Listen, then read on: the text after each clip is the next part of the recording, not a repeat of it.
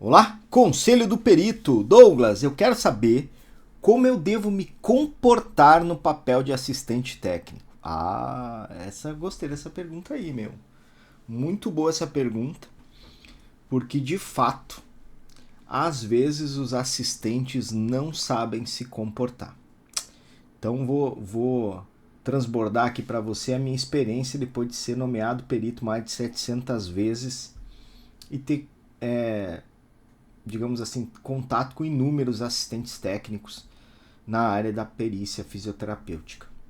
Bom, por mais que o Código de Processo Civil coloque o perito e o assistente técnico no mesmo nível, digamos assim, de importância e até de direitos, existe sim uma hierarquia dentro do ato processual, do ato judicial, que deve ser levado a feito, que a gente tem que cumprir, né?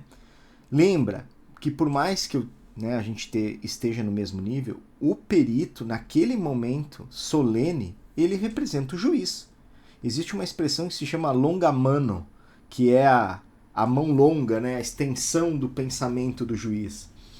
Então, nesse momento, se ele representa o juiz, naquele momento, ele é mais importante que o assistente técnico. E é natural que ele coordene o ato pericial, é natural que ele conduza o ato pericial. E é nesse ponto que eu quero chegar, onde às vezes os assistentes não sabem o seu lugar, né? Querem ficar interrompendo a perícia, querendo fazer pergunta numa hora que não deve, ficar criando obstáculos no ato pericial, o que isso só causa indisposição junto ao perito. Então, assim, no papel de assistente técnico, eu gosto, e já sou assistente há muitos anos, de deixar o perito conduzir o ato pericial, e se eu precisar de alguma intervenção, eu peço licença.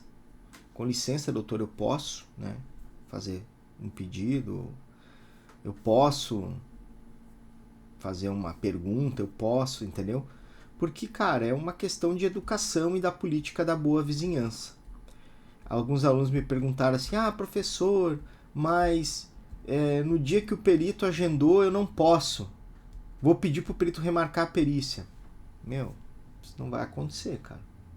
Então, assim, inclusive eu já vi o juiz despachando dizendo, cara, o assistente técnico ele não é obrigatório estar no ato pericial para que a perícia aconteça, não é uma condicionante.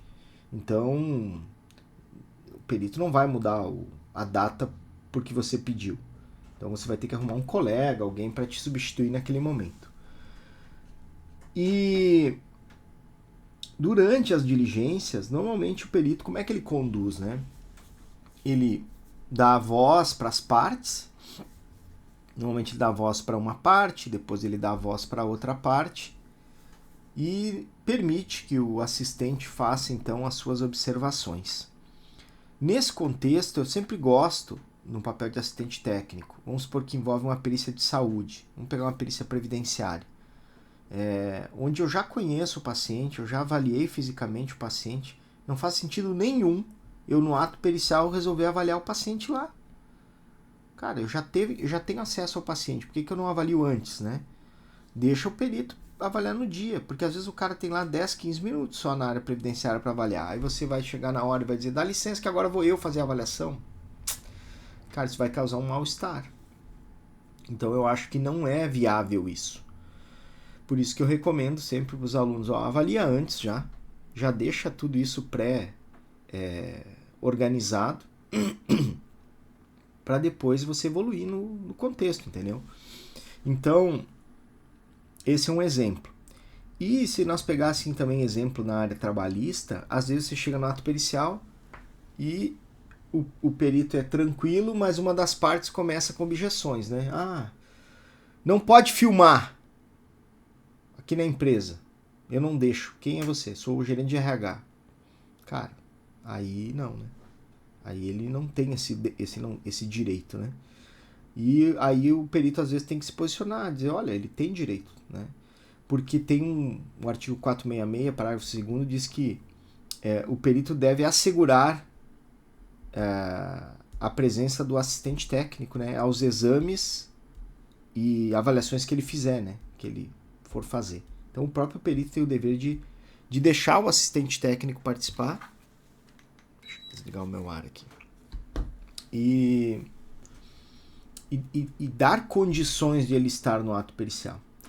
Mas eu acredito na política da boa vizinhança, do comportamento saudável, assim, de conversa, de equilíbrio. Acredito mesmo assim que a perícia pode ser tranquila, a condição dela pode ser leve, tranquila, objetiva. E conversando com o perito, cara, eu nunca tive problema. Na posição de assistente técnico, eu nunca tive um perito que me cerceou os direitos, me tratou mal. Não lembro, cara. Eu já vi o perito se indispor com a outra parte por N motivos, mas comigo, no papel de assistente técnico, não. Então, é muito mais sobre comportamento, né? E o comportamento seu deve ser de política de boa vizinhança. Pedir licença, acompanhar, não ser um cara chato, ser um cara objetivo. E deixar o perito conduzir a perícia da melhor forma possível. Beleza? E se você quer aprender tudo sobre fisioterapia forense e perícia, conta comigo, eu posso te ajudar. Manda esse vídeo para alguém que precisa entender o comportamento do assistente técnico e nos vemos por aí. Valeu? Fui!